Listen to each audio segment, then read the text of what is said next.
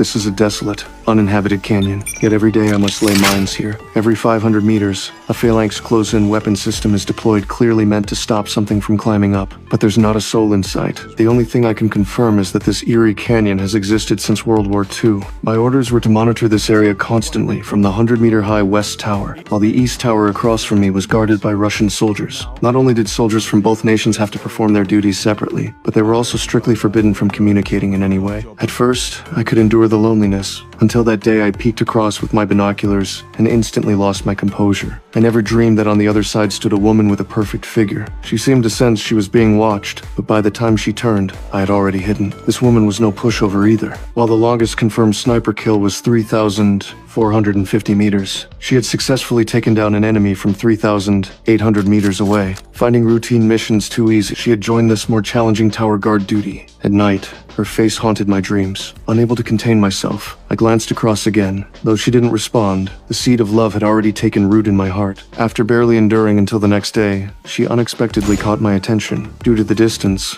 she wrote her message in a notebook.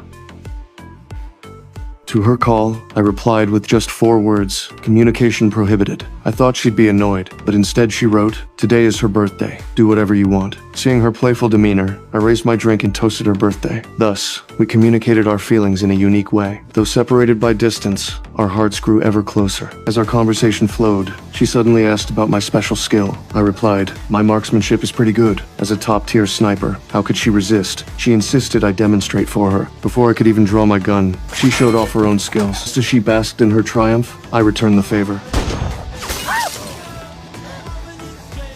Not only did she not get angry, she placed the bottle on her head, signaling me to continue. The moment I aimed to fire, her expression shifted from surprise to terror. She gestured for me to look down in the darkness. Something was closing in. I quickly aimed my rifle into the depths of the canyon. When the first monster appeared, I finally understood what my superiors had ordered me to guard.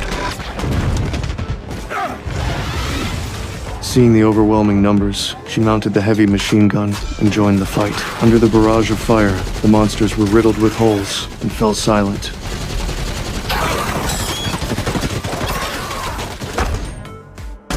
In an instant, just as we thought we were safe, an eerie sound came from her position. She took 2 steps back when a giant hand suddenly appeared